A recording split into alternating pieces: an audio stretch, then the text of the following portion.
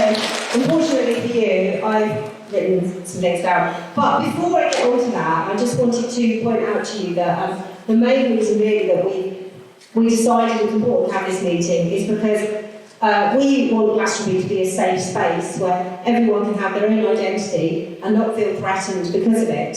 So we have, I'm sure you've seen on your as you came in and on your seats, that we have a series of rules that we came up with because we felt that obviously if you were joining a social media group, then there would be rules to follow. So we felt that this should be no different to that. So as you may have seen, the rules for this event are that you are, by entering this space, you are agreeing to follow these rules of conduct. If you cannot respect this, you will be asked to leave. No filming or photography, so that everyone feels safe to speak freely. As I said, we have one person here filming who is without permission.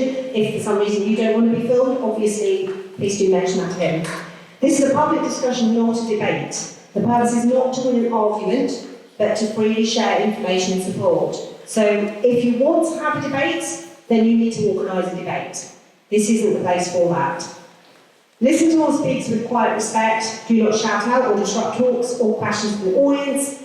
There will be plenty of opportunities for questions and discussion. When the speakers are up here talking, you can pick up, if you haven't already picked up, there are some cards at the back.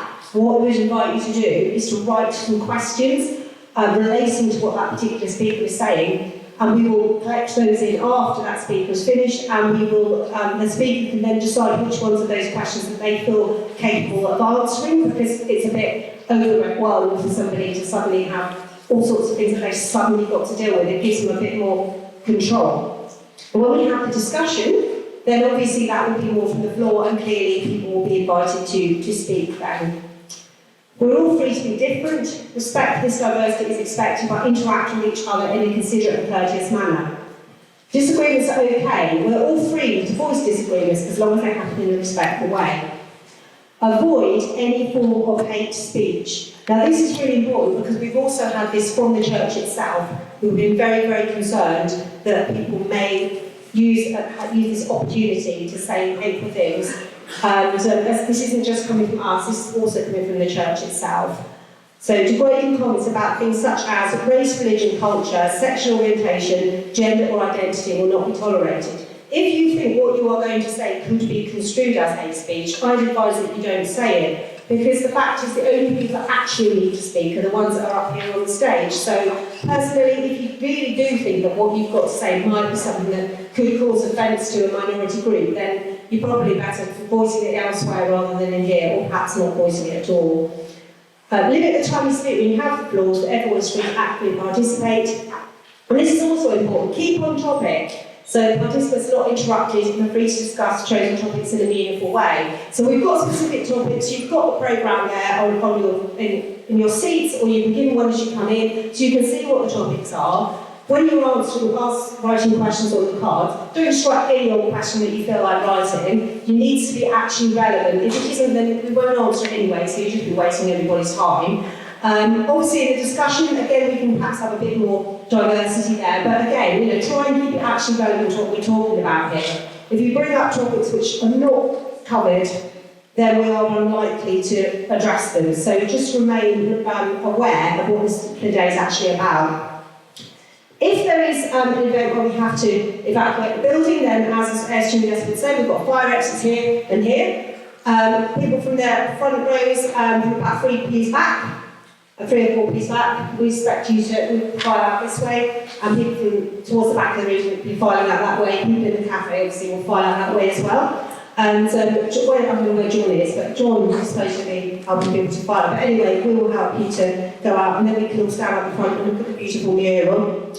Unfortunately, there is no Wi-Fi here, so if you did want to pay with anything other than cash, we haven't got the capacity for that. So if you can make a donation or buying cakes, I'm afraid you're going to have to use cash, and hopefully the right money, because obviously we don't have an unlimited float. Anyway, the speakers are here to introduce themselves, but I did want to sort of talk a little bit about why we decided to have this meeting. My name's Emma, by the way. I should have, yeah. Sorry, Emma, can you hold the mic a little bit further away? A bit further away. Is it better if I don't use it at all? I mean, can you actually hear it? Okay, that's absolutely fine. Thank you for that. Good feedback.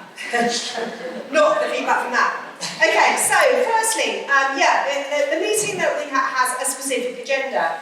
Some people have been commenting on social media that they don't like the agenda. If you don't like the agenda, no one's forcing you to be here.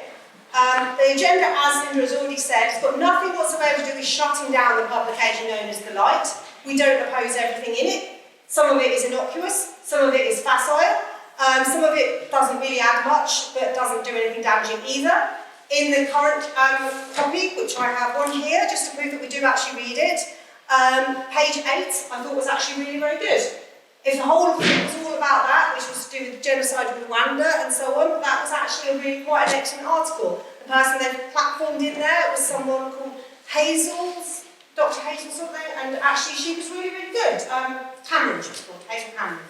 I thought it was a really excellent, page 18, sorry, really excellent article.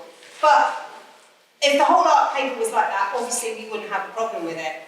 However, often when there are issues in it which are reasonable, then sometimes they're added to it in a way which is used to smuggle in a different agenda. For example, the last copy of The Light, not this one, the previous one, which I now have destroyed, had an article in it about Palestine, a whole page. About half of the article was absolutely fine and didn't really say anything that I would say was controversial. You'd probably read a similar thing in many other publications.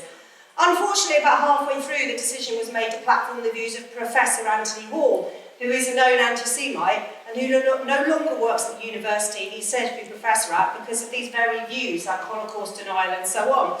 And my question is, why platform somebody who is known to be anti-Semitic and not many other people who doubtless have better insight on the conflict? And the only thing I can conclude from that is that they've deliberately chosen somebody with anti-Semitic views as opposed to just an anti-Zionist, which would have been a much more productive thing.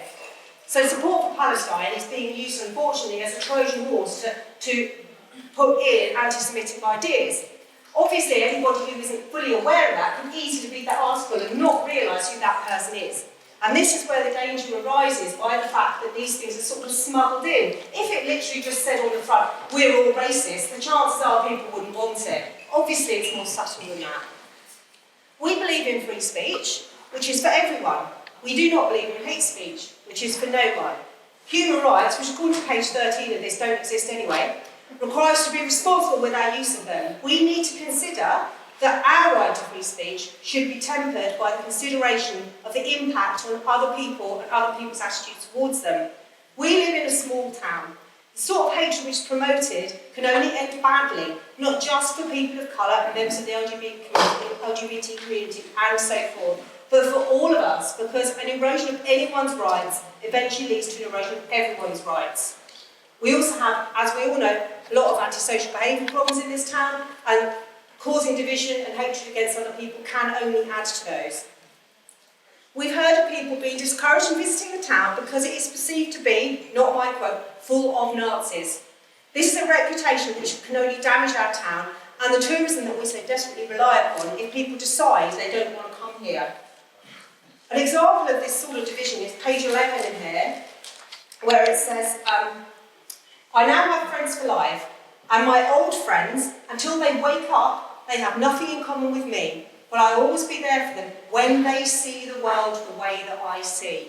So this is the problem, that they can only interact with us when we are all in total agreement. And we know that's never going to happen. None of us are all in total agreement. We can't expect that. And that is why we have to be free to express what we believe, but in a respectful and kind way. Secondly, The Light does not propose radical change. It isn't there setting out a great new world agenda that promotes freedom for all. In fact, actually, it opposes many things which would allow improvements in people's lives, and instead it champions perspectives which were commonly held in the 1950s, where homosexuality was illegal, and it was perfectly acceptable for a white man to go home and beat his wife, who had slaved in the kitchen room all day and looked after the children. Abortion was illegal, but as we know, abortion still happened. Women suffered the double-edged sword of an unreliable contraception and stigma as a single mother, with the inability to procure a legal abortion.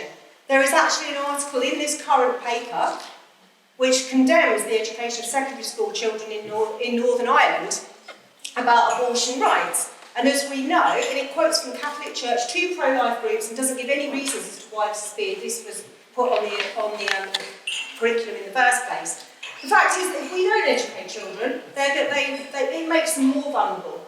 Because if they do not know that they have the right to say no, if they do not know how to potentially procure an abortion, or what their rights actually are, they are much easier to exploit. So by making children ignorant and preserving their innocence, you're actually putting them in danger.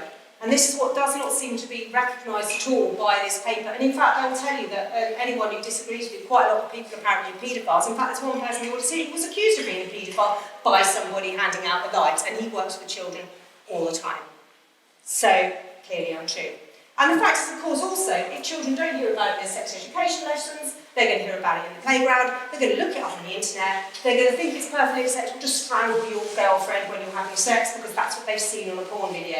Is that really the sort of education we want our children to have, or would we actually prefer them to learn things properly from an actual source where people actually know what they're talking about, rather than finding out for themselves? The Light is very keen on keeping things as they are, or turn the clock back, and it's actually very supportive of capitalism. If you think capitalism is going well, go and have a look at the NHS. Thirdly, we're holding this meeting so we can reclaim our language. Much of our language has had its meaning changed and been co-opted for ideas of doing research, for example, and now apparently watching YouTube videos, and critical thinking is rejecting one narrative, such as the BBC, and replacing it with another, such as this. Calls for free speech mean that apparently we are not allowed to say what we believe, but people who believe this agenda are allowed to say what they believe, which clearly isn't free speech at all. So note that there needs to be dissenting voices.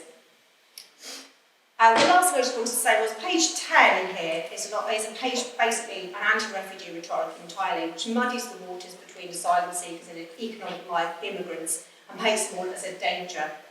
And then puts a completely unevident statement in by someone called Gemma O'Doherty, who is a woman whose YouTube and Twitter, as was accounts, were shut down for hate speech.